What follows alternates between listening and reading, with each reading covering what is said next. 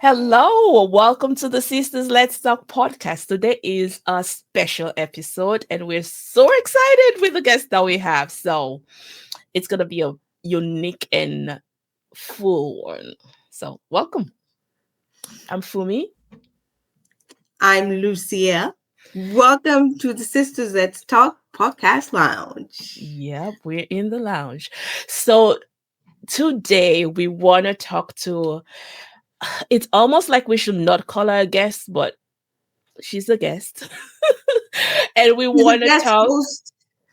Yeah, a guest host. I guess that's what we should call her, a guest host. Um, and our topic today is celebrating families, journeys, and the holiday. So, um, it's the holiday season, and we want to make this a special one because we're just looking forward to bringing the whole essence of family, Mhm. friends, celebrating, and obviously journeys, because we are talking about us that have journeyed through quite a few things. And obviously, their plum woman is in that journey every day, every time. And so we elevate our stories because they have purpose. So welcome and thanks for joining us. Welcome to the Sisters Let's Talk. We are having our guest host, as we said, Emilia. We're going to bring her in. But today, actually, we're not talking about hiding the money under the bed, under the mattress. Yeah, you'll have to go look at that episode. We do have that episode today. As Fumi said, it's about celebrating families, and Emilia was is a contributor to a book that we will be discussing soon. It is called The Kitchens of Hope. And this book was authored by a few people, by Linda, I don't think I can pronounce her last name, Zvicta, Kristen Eaton, Lee, Dean, Lone Hugh. Hmm. Tom Wallace. Now, as you can see, not all the names I can pronounce. That is because this book is a collection of stories of journeys by immigrants. So, immigrants that journeyed to the United States and have made USA home.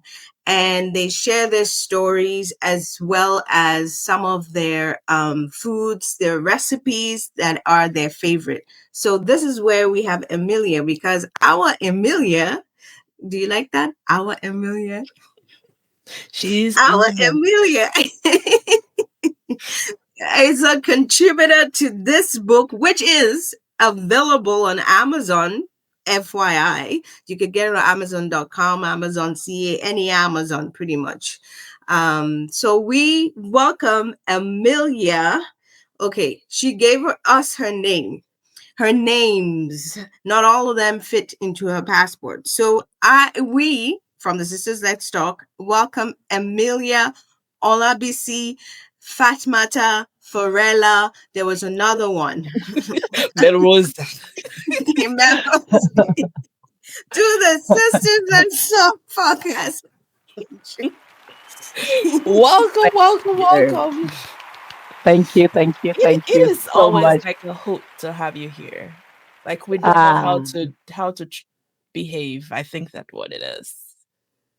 is that a good thing? I think so. I think Okay, so. okay. Because it's either that or you have the other situation where it's like a parent. You have the parent that you cannot move, you can't speak. When they walk in, you freeze. Yeah, That's not the good part, right? no. So it's a good thing. It is a good thing. So, and I love the analogy that you just gave with the parents or the relationship that you have. Um, I carry my authentic self wherever I go, and I hope that people reciprocate that. And so the fact that whenever I am in your presence, you guys are being your authentic self, and we do enjoy each other's company. I love that. So thank you. Cool. Thank you. It seems as if we're all in the same room. Yes, we are. We are. Virtually. So, welcome, Emilia, to the Sisters Let's Talk podcast, the official welcome. Um, uh, well, Emilia is originally from Sierra Leone. She is a mother, a daughter, a sister, and a friend, and she will talk more about those roles or those hats that she carries. Emilia says, I nurture relationships and act as a catalyst to make things happen. So true. I love family in every aspect of life, blood, and acquired Minnesota as my home for almost 28 years. Mm-hmm. I am a complex human, given that the way I process things. I do not take things for granted and immensely grateful for life and fortune afforded to me. I have also been through a lot, but I am stronger. Totally agree with that. That No, is true. yeah, Farella is with a F. Oh, Farella with a F. That's right. So welcome, welcome, welcome. Um, to start, we normally do a icebreaker, we call it. So the icebreaker today is we're going to talk about food, obviously. So considering that fortunately all of us are from the same country where we immigrated from, Mhm. list three Africans or Sierra Leonean snacks, considering we Oh. normally don't have snacks. Three Sierra Leonean authentic snacks that you can come up with. Oh, that's Yeah. easy. So I'll go with the one that's in the book, and we'll talk about that later, which is the Yeah. coconut cake. I'm Hmm. also I love love love cayenne, which is I like the gari one versus the rice one. The I rice. do consider that a snack. Hmm. And also butterscotch, butterscotch, Oh, butterscotch, butterscotch. what That do they I used to love. call it? Was it? Yeah, it was called butters. Yeah, we call Yeah, it we have butterscotch. Yeah, butterscotch. yeah, Yeah. it's butterscotch. Butterscotch, Yeah, but Butterscotch. butterscotch. Emphasis I mean on because the I yes, yes. So That's those are good ones. those are Good mhm. ones. I like the rice kaya. I've never. They always made gari kaya at my house, so I don't know. I like the rice one with Okay. little peanuts in it. Oh, What? I don't like the The rice. peanut to rice be a cayenne. lot. The rice kaya with not a lot of peanut. Oh, I thought I you had like it. rice with the actual nuts. I'm like, oh, that's a new Yeah. recipe. No. And the Okay, other you two? go. You go, Lucy. Yeah? Oh, okay, Three. fine. So I like the rice akara. So Mhm. quote unquote, they have banana fritters, but not made with banana, but made with rice flour. Mhm. I also loved the kanya, but the Gary one, not the rice one, because I found it well, maybe when they have it has too much peanut butter in it. And then it's between uh so basically puff puff. So, puff, Mm, it's puff although puff a isn't it snack? still in our Akara family? Yeah, No, Or will it be in no, our donuts no, it's family? different. like a They donut kind sell, family. yeah, No, but the donuts is the they hard sell, one. yeah, the Mm, donut is the hard one, but they still sold that. They still sell it, and it wasn't. It's completely. It's two different things. mm. Yeah. There's a Well, I name think they used to call it. yeah, It, and I don't think it was called the puff puff, but it anyway, we'll wasn't go with puff puff. off. Yeah, I Yeah. Yeah. don't think it was called puff puff. Yeah, I don't. I remember it here than back home for some reason. Oh, I Yeah, Okay. remember it They back used to home puff sell it at puff. school. at school. Yeah, Yeah, that's true. That's with a little true. bit of the Puff gravy cake. inside of That's it. what it was. Puff cake. Might Yeah, be. Oh, big. yeah. That's what it Mm, was. It yeah. wasn't puff puff. It was puff cake. Yeah. Um. So my three. I love fura. I don't make it that much, but I Mm. loved it back. So because we did rice, like my grandma used to make rice pap a lot. So when they're Mm. done, we'll get the rest of the rice and then we'll cook the fura. I loved it. Mm. Um, the next one is the I liked peppermint. So like Mhm. we had this place that they used to make it was the short court Yeah. that the Yeah. fuller people liked me, so I used to pass there all the Mm. time. So they'll give me peppermint, peppermint, and then I don't know if you remember the biscuits. Like it was this little square biscuits that had like Yeah, the with the mark of buttercream. what it was like butter biscuit, but it had like the mark of the fork. Like you'll see the fork in it. It was a little hard, like shortcake, almost that texture. Mm. But it was this little square shortcake biscuits that they used to sell at the fuller stores back home Mm. that I really liked. I don't know Not why, the Mm. but one we with just call them buttercream. biscuits.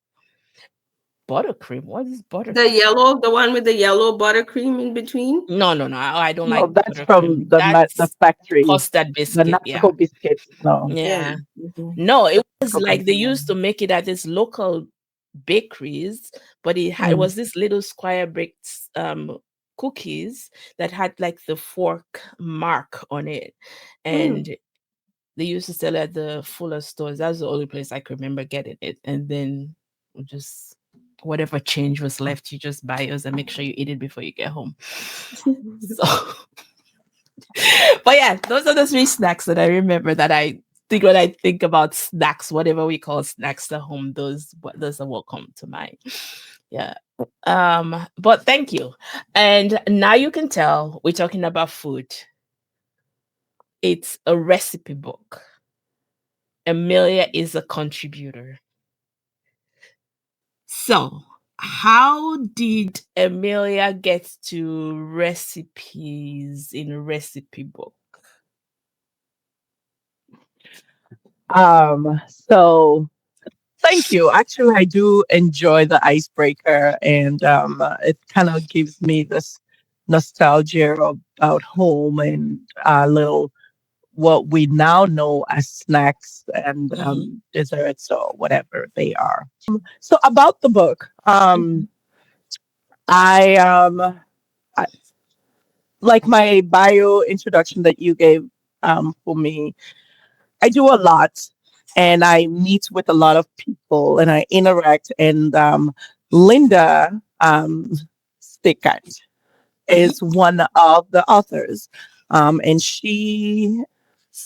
her sister is Lee, and she also works with Kristen at a law firm. But Linda is now retired. So a few years ago, actually about 8 years ago, her and I were on the board, one of the board members for One Village Partners, one of the nonprofits that I've worked with and been um, a major part of, Hmm. modestly speaking.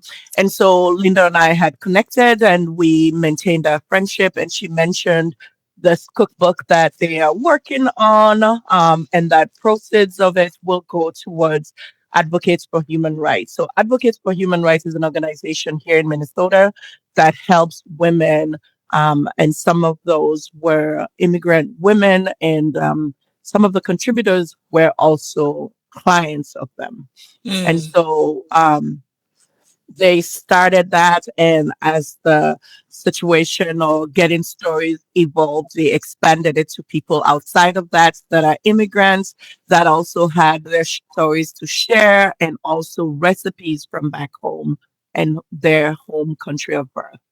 And during that process, we got to share our immigration stories and what got us to Minnesota and how food has been a big part of that, wherever we find ourselves, and sometimes carrying those legacy recipes or modifying them to the recipes that we find in our new homes. So that's how it initially started. And when Linda asked me, of course, I said yes. And I had never had the opportunity to share my immigration story in that length, in that aspect. And I found it really profound. I think it was also healing because it also Mm, brought a lot of feelings, explaining the mhm, process and Mm. also sharing that as well. So it was definitely an experience. And so the book entails about 40 recipes from 33 different countries, 40 contributors, 33 different countries. And we all shared our immigration stories with a little bit of food and recipes. And so they also have the book portioned into different sections. And there's also a resources section that talks about some Mhm. of the where you can get some of the recipes, and also um, if you have special dietary restrictions on the back of it. And also some other resources as to where you can find some complements to the story. But the main part that I like about the content is they have it sectioned into the kitchens of community, kitchens of Right. resilience, those types of yeah. things. So, Hmm. but yeah, back to your original question, Linda um, asked me, and I worked with her and Kristen intimately about 4 years ago. Is when this whole project started. So, I find it amazing that people come together for so many reasons. There are many reasons why people come together, and sometimes they form friendships, relationships, sometimes not. But 9 times out of 10, when people come together around food, it Mhm. brings something else out. Uh, and the strangers, complete mhm, strangers, even, or mhm. even if they're not strangers or they haven't seen each other, but it just brings out something. I guess that's saying food to us. Food is what? Something What to is our love? soul. Love to our What is soul. Mm, love?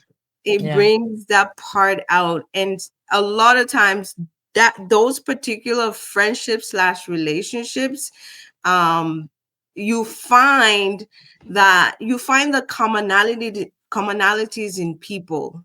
Mm, People sit there and sometimes you don't even know the individual.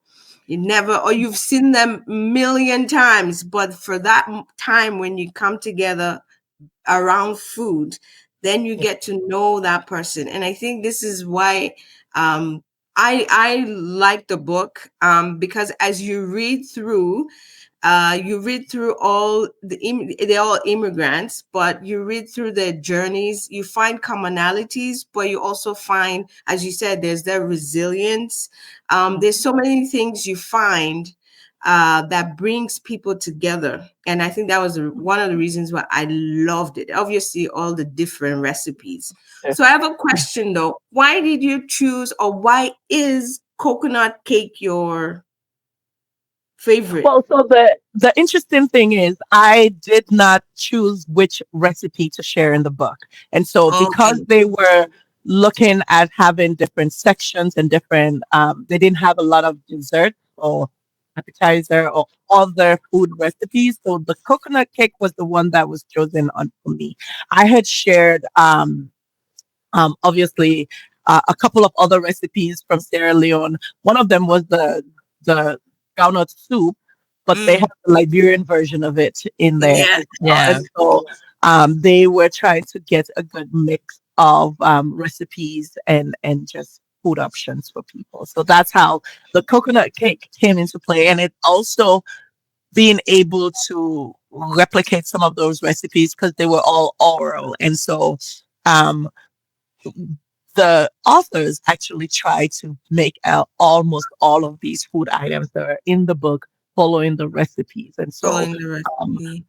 the funny story is when they started, they tried to do the coconut from scratch and buy the coconuts, do the grate. And I'm like, Spread no, you can just do the it. coconut flakes and move on. And they're like, oh, yeah. So But that's that's how, how we used to make it back home. Like you get the right, coconut and right, grater it and then right. squeeze the water and stuff out The of it. water But and you I use I that to feel cook something else. yeah, I use it to cook coconut rice or something. Right. Hmm. But I have found that when you like I feel like the the ingredients, some of them are not the same, maybe like consistency or texture that like when it Mhm. was like what we use back home. Like there's slight differences. Yeah. So Yeah, um it depends it's on the coconut where yeah, it's coming where from. it Mhm. came from and stuff like Yeah. that. So but coconut, I remember those graters and our fingers and I'm still and looking get at my into hand. I know, like graded those things in Yeah. but those were one of our favorite snacks that we used to make too at home. So I truly relate to it. So considering that, like I think we mentioned snacks. I don't think we call these snacks back Do it home. right. We Right. don't call We them didn't. so. No, Right. and I can totally understand why they will take that out of all the recipes that you shared, because I'm Mhm. sure most of the people that contributed to this, snacks is not a, I don't know why. I've thought Yeah. about it. Why is snack not part of our Well, if you think of the way we eat, the communal eating on a uh-huh. day-to-day basis. We do not have it where you have your appetizers, your entree, and your Mm, dessert. We did correct. not Right. eat like that in our Mm. day-to-day. We did it in formal settings Even where they will then, have the yeah. food separated. But Yeah. outside of that, so I think a lot of times we generally don't think of what we're eating as an Mhm. appetizer, as a snack, or cham cham, or Yeah. as a dessert, or Entree or like that, yeah. Yeah. those types of things. And I think that's what it is. But the other thing that I want to make sure I clarify here, especially since we'll have Sierra Leonean audience, the coconut cake that I shared is not the one that's baked like the one with the ginger cake Mhm. family. This coconut cake is the one that's used with the the melted sugar Mhm. that's done on the oven top, on the cooker or fire, versus the oven baked one. So, because No, So remember, I the think there's the that flat other one, coconut, the flat the right? no, it's cup, the That's heaped another one. cup, not the cup, the one that's dipped. Yeah, the dipped one is the one that you bake, and then the heaped one is the one the that heaped you one is the cook one that's on the on the stove top. fire. Yeah. Yes, Yeah. that's the complements to granite cake. So Yeah, that's the one we coconut used cake, to make. granite cake, Benny cake, they all Mhm. have that similar recipe. So that's the coconut cake in this recipe that I shared. Yeah. Baked in tamati scope. The tamati scope coconut cake. Not that That's one. no, yeah, Yeah. not that one. That's the one Yeah. that's dipped, that has a Yes, dip yeah, to it. I think I mhm, like this one better than the baked I one. do. I Yeah. do too. The Yeah. baked one is hard.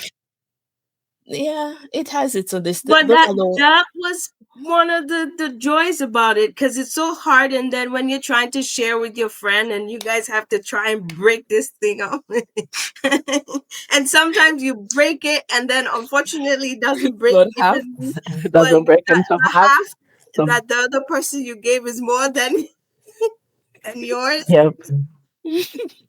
So we're talking about journeys in this Mhm. in this book, and it's one of resilience um and hope, and at the same time it's one of the things that we carry with us, right? Mhm. So one of our previous episodes that we did recently was, we called it a mind bender, right? Because Yeah. it's one of those things that you're this person, Mhm. but you're also that Mhm. other person, because you Mhm. have to you're almost like living two lives and Yes. trying to blend them, Yes. right? So we Mhm. carry these recipes from the days that we used to cook as kids, and Mhm. we've refined them, we've altered them with using the recipes that we have. I almost feel like that is how the immigrant life is as a Yes. whole. Yes. So saying all that to say, you could have shared any part of your immigrant story, Mhm. right? Because I'm sure Mhm. there are different facets, different lens, different things in your immigrant story. How did you get to choose what you shared, and why is it so important for you to do it? You could have said no. Mhm.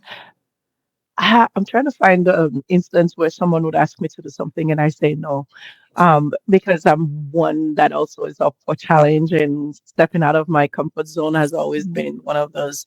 I don't know if you call it a quality, but sure.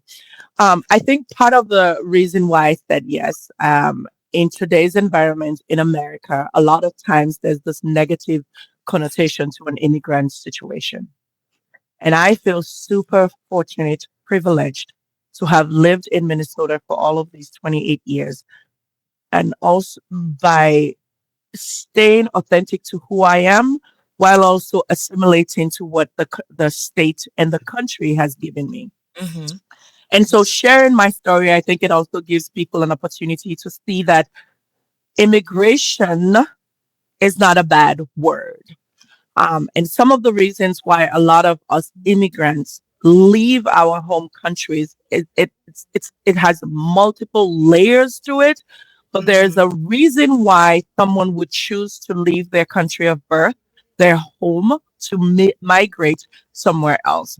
And Yeah. when you come to the new place, the new home, you Mm-hmm. also have to learn the way they do things, why they do it, and see if you're able to hold some of those values, the recipes, the food that you are accustomed to, Mhm. along with what the community here is doing.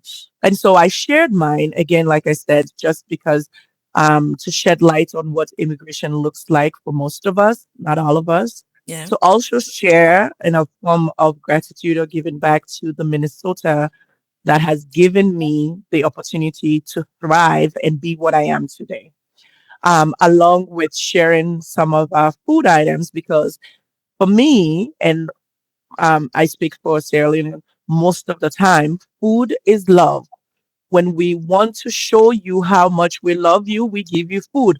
We may not say we love you all the time, but No. whenever you hear that word, you don't eat, have you eaten? It's a way of saying, I love you, come and eat and come and feast with us. And so sharing that piece of it and the way the book is beautifully written, it's not just any other recipe book. It comes with the story behind the contributor and how we have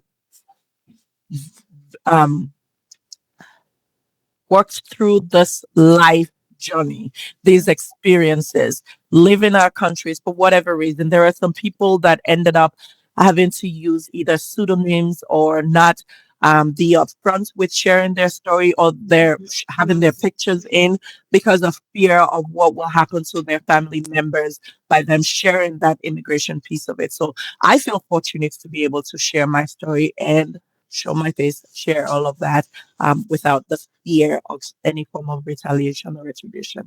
Now, are there concerns around that? Absolutely, because of the current environment. But I'm hoping that the connection points with sharing these stories supersedes the negative piece. Mhm. That's beautiful. That is well Thank said. you. Yeah. I have a question. There's a story behind the question. When you were talking about, immigrants, I remember, of I will call her a friend, friend then. We went to school together, so in the Minnesota there, and she was from Pakistan, and Mhm. she was is a Muslim. And in the world of where we live in, we may or may not have come across each other and became friends, but we as immigrants tend to navigate and find their way to other immigrants because there's similarities and people can understand you better. And her thing for coming, she was getting education, she was married, she was actually, when I was in my 20s, probably was pushing close to 40. So she had kids, but her husband was open to her going to school in her country. and Yes. where she was from, not that it's the same everywhere in Pakistan, but she would not Mhm, have had this high level of education, and Mhm. so her husband was supporting her. And I remember they would invite me to their home, and I would go there, and so much food. Lucia, eat, Lucia, eat, and that was a way of showing yeah, love. yeah. And we always help each other in terms of like studying, homework, etc., etc. And she Mhm, ended up doing something in biochemistry. Um, I mean, she was a great lady, very intelligent. mhm, Had she probably stayed back home from where she came from, she would not have been able to achieve such things. So my mhm, question to you is, in this your journey of working with immigrants or meeting other immigrants, and the fact that you've been sharing stories of your immigration story, has have you met, I'm sure you have actually, can you give us one individual that has left like an impression on you in any way? Can you name one? So, yeah, so I always, not to sound a little bit conceited, but I think I have to look at myself, my story, right? I have experienced a lot in this lifetime, a lot that I would rather not share at this point, right? And so there was a moment in my life where I had to step back and look at how far I've come, what? How far I've come and how much I have achieved. Um, and there's still that little old me, little Emilia. So the moment came when I was backing out of the garage at our home and I was closing the door and I looked at the size of the house and I think of where I was going to work at that time and the role I had and what I was going to do. And I looked back at the house, what was in there, not the material things, but Mm-hmm, what was in there that has made me who I am today. I get emotional because um, it was a lot. It was overwhelming, and then the loose Creole word I could use is akole permissive. Kole Mhm. in a good way. I was in awe. I found it super profound that I have gone through all these life experiences and I have achieved all of these regardless. And now I'm putting all of it together and saying, wow, Yep. wow. Yeah. Like goosebumps, sorry. But this is the thing, right? Um when you take a moment and you use a gratitude lens mm-hmm. and you take a deep breath and slow down and stop from being in that survival mode and just exhale a little bit and be appreciative, be grateful for Yeah. everything because you had to go through all of these things to be where you are. Yeah. Now, did the little old me know that I was going to be in this situation today? Absolutely. But when Mm. you're in those things, you don't think of it when you're in the Right. survival mode. Yeah. So, for any immigrant, anybody that has been going through trials, tribulations, whatever that looks like, if you take a step back and look at other situations, other instances where those things had happened and you survived, you have to take a step back and appreciate how far you've come and realize that this too shall pass and that it is okay. You're in a better position than you were when you compare to others. So, not that I don't have examples of somebody else, but for me, I think that's the part. And a way that I do that on a day to day basis when we're talking about food is also what I give to my community. So, part of what I do a lot, but one thing I love about it is I get paid with food. Let me explain. I do. I do. Please. So let me explain. So I have one of all the things that I do, visit those grandmas, go with them here and there, do all of this, all of that.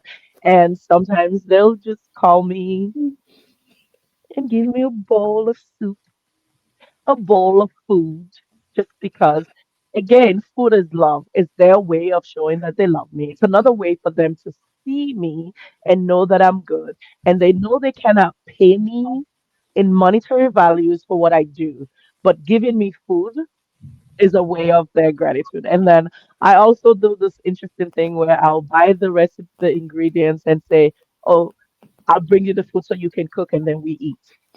So all of those things is a way of keeping that cultural piece of us, sharing our recipes, our food, our culture, and some of these instances, I also bring my girls along so they can see. They may not Yes. understand today, but they will eventually get it, Yeah. right? Mhm. Hmm. So that's kind of my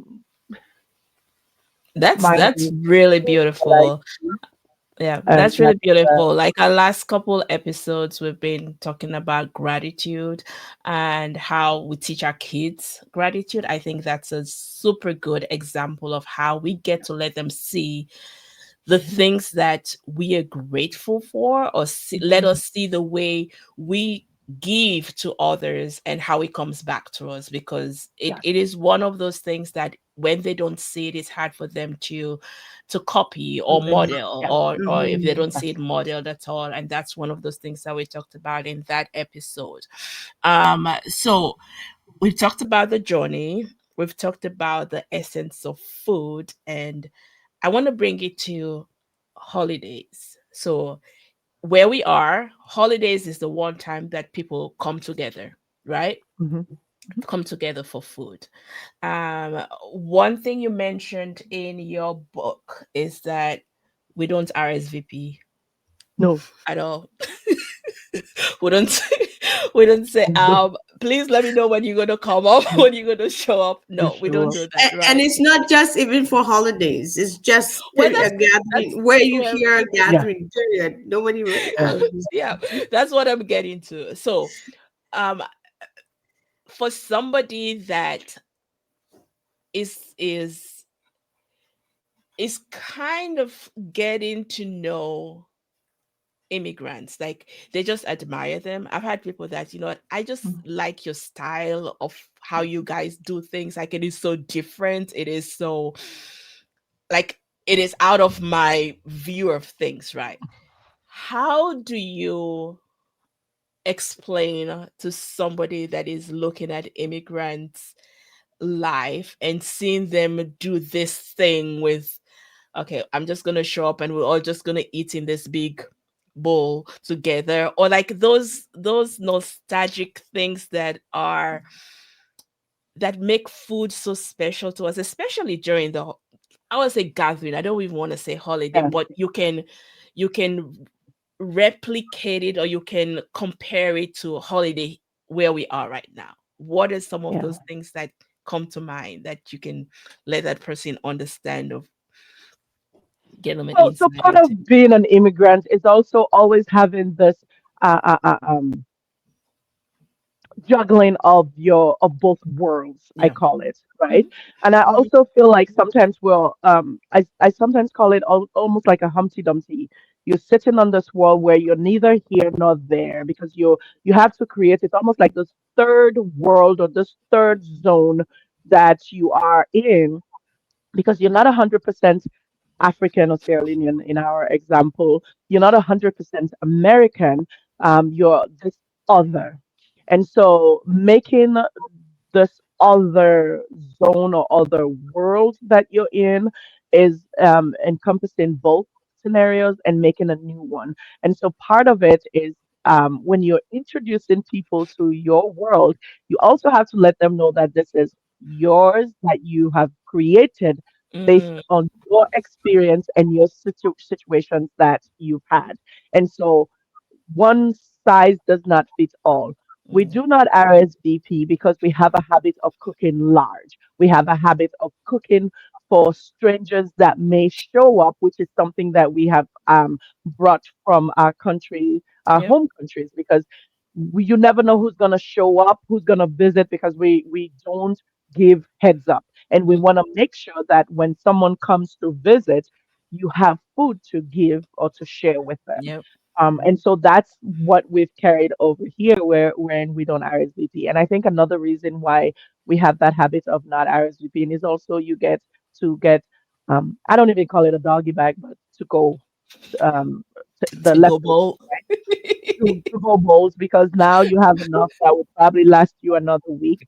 And I think the time that it takes to prepare some of our food also does not give the opportunity for some people to cook it on a regular basis. And so when we have these gatherings, it's an opportunity for them to eat and reflect, and talk about home and what it means during the holidays or during a gathering wherein we get to have our traditional meals.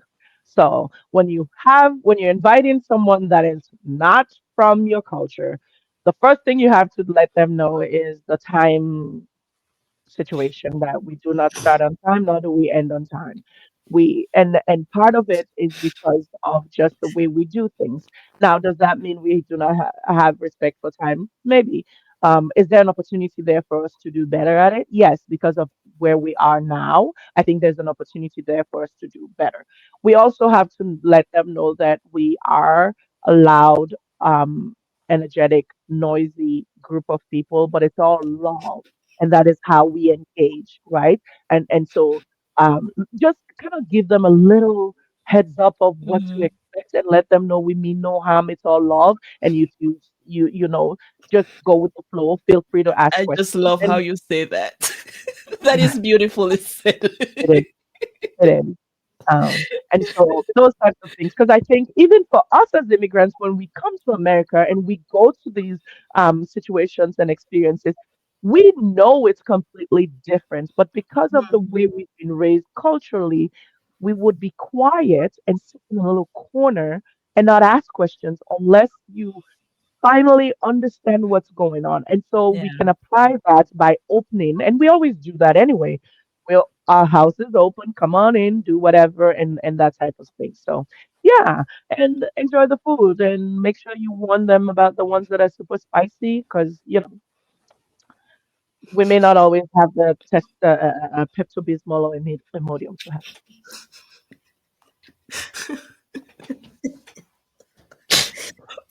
I just see flashes of non-immigrants that show up at events, and I can just see all the different Yeah. scenarios.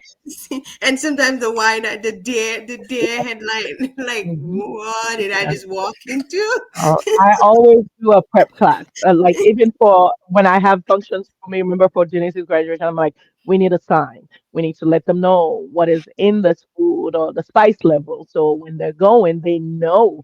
The yep. good thing about it is we are such a melting pot now that people are more and being more and more aware, about Hmm. these different dishes and Yeah, what to expect and be considerate. yeah, And I think it all comes from just books and stories such as these, right? yes, Kitchens of Hope brings that. And when you talk to people, they go, and whenever we do those book tours, you ask someone, how many of you have had a pho? Will you get hands? How many people have had biryani that are non-Indian or Asians? And so we are experiencing different food groups. We are experiencing other cultures, but are we there to the point where everyone can be accommodating and understanding of others? No. But we are getting there, and we yeah. have an opportunity to be better and do better when we are in those situations. So That's that's, great. That is thank beautiful. So, as we round up, um, the holidays is a beautiful time of giving and receiving. And I'm sure Exactly. if I'm sure if at the time of Jesus that he could write a book with his 12 disciples that came from different backgrounds and could tell their story, which he sure did. He gave us the New Testament, or we have the New Testament with all the little things that you can find about all the different disciples and where they were and what they did and how they came together to even meet him and do what they did together.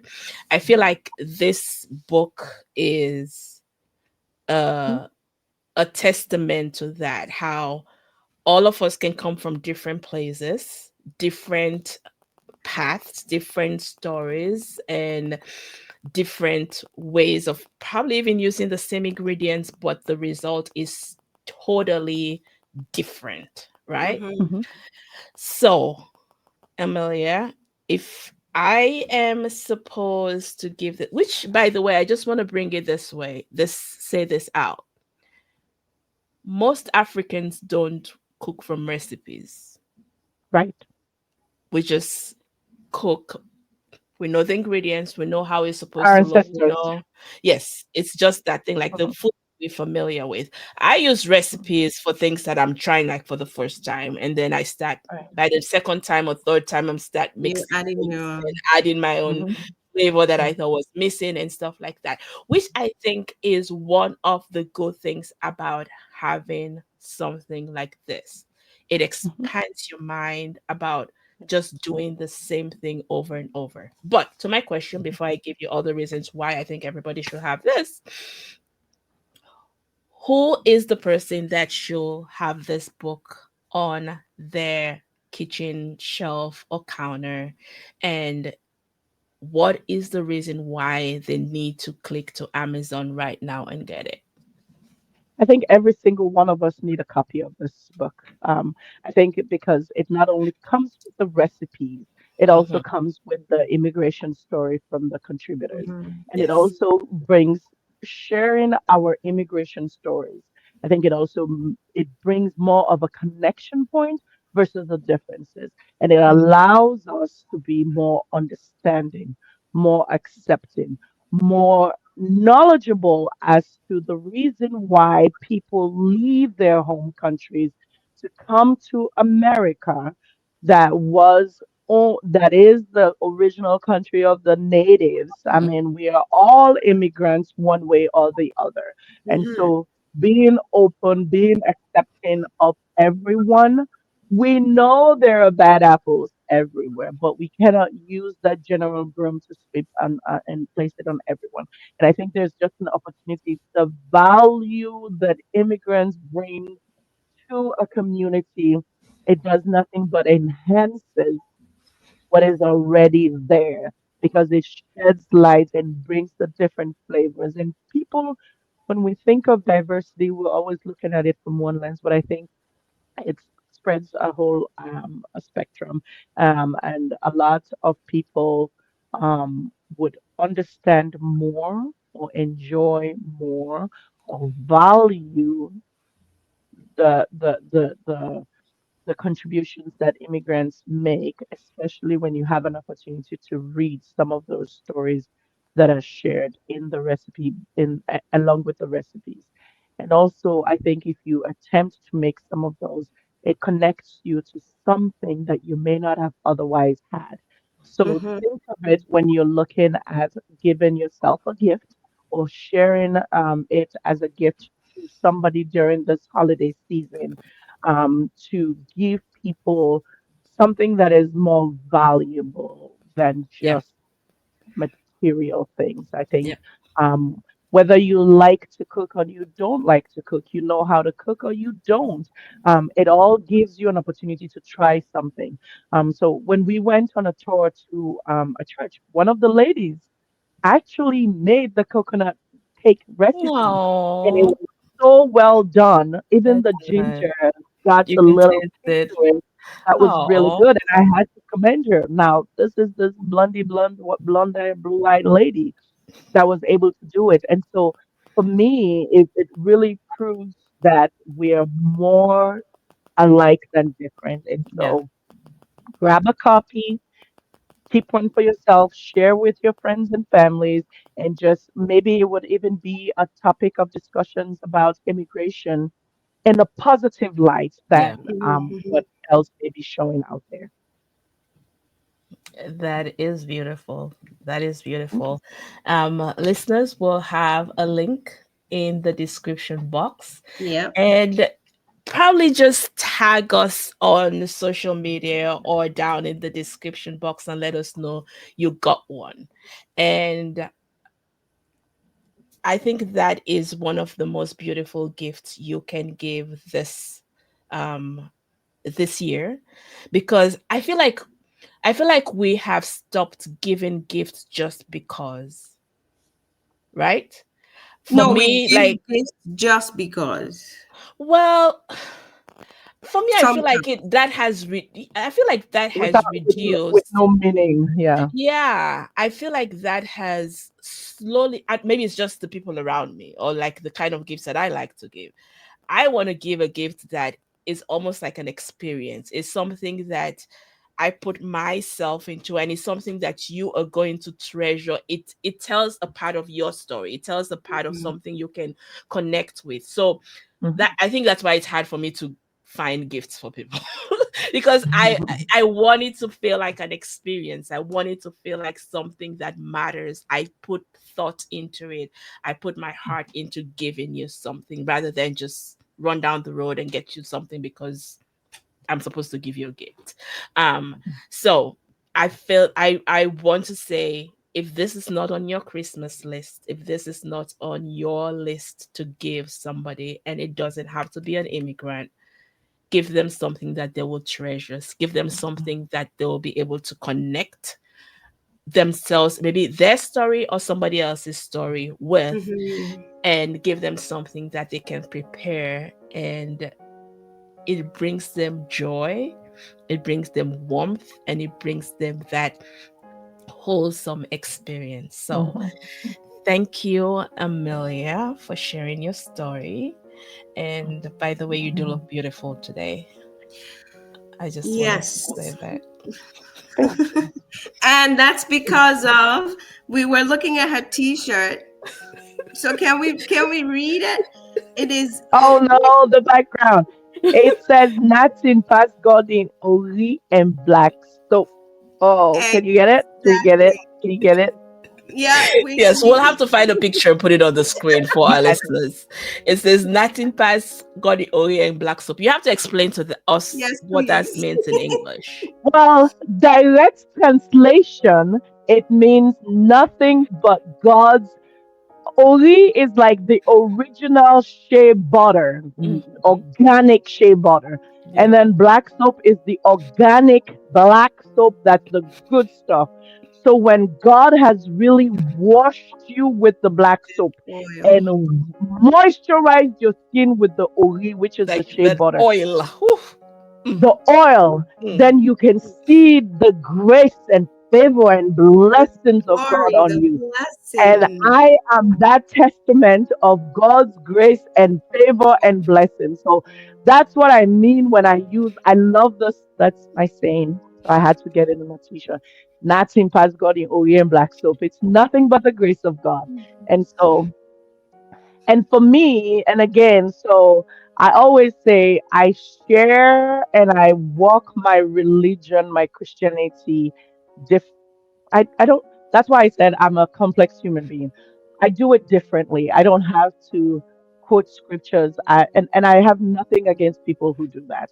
I have nothing against people who do the fervent praying, but I believe that God works through us. And so when I interact with you, I want you to experience God through me. And that's why I share my story. That is why when God is good to me, I share those experiences with others. And another thing that I was going to share, part of my immigration story is also being authentic and intentional about giving back. And I've done so a lot over the years because when we came to America, it was really challenging. It was hard on so many levels. And for me, if there's a way of minimizing that stress for others, I will do that. And so that is the reason why I'm this. catalyst, conduit that helps people.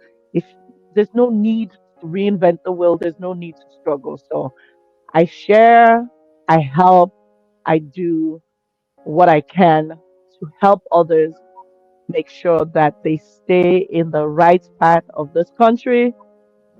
They also can help make sure that if they do have kids, those kids become better contributing members of society and not a liability. Yeah. And I think Mhm. because there's no way we can struggle to leave our country just to come here and not be successful. Yeah. Whatever that success story looks like, Yeah. whatever that Ex- image is for you. And so that's part of my life purpose. That is part of my dream. That is part of my sweet spot. That's why I do what I do. That's what gives me joy and peace. And so I share God's Ogi and Black Soap whenever I have that around me. Thank you. Thank So, you so. so audience, in your own way, you can share God's Ori and black And Black soap Soap. to Mhm. others this Christmas season by getting the Kitchens of Hope book, recipe book, and immigration story. And again, that's one of the things about the Christmas story. It is that we are all beacons of light, so you can be a light just as Emilia is doing that for others. So don't forget to get that book. The link will Yes, be I'm on page 26. And if you are in the Twin Cities and you can find me, I can autograph it for you. You well, there know. you go. Yep. Mine is autographed. There you go. And you better save that copy. Yes, It is yes, saved. My kids So don't even I thank touch you it. They're do. not so allowed. much. Well, I do want to thank you guys for the opportunity to chat with you all and to share my piece of this big book and the stories of others. And I hope that I am representing immigrants in the way that it's intended in this country. And I hope that God continues to work through you in the work that you do for the Sisters Let's Talk podcast. And whatever you put your hand on, I pray it'll be blessed and continue to do God's work in the way you do it. So Happy thank Amen. holidays. you. We Thank you, receive sis. it. We receive it and Mm. God bless you too. Thank you. Thank you. Thank you. Thank you. I've got music in my head, so that's why I'm always. Oh, I do. Wonder which one. pray what? I was just gonna Oh, ask. Pray what? which one? Which music? What? What? What's in your head? You don't want to be up here, Oh please. Lord. Oh, Lord.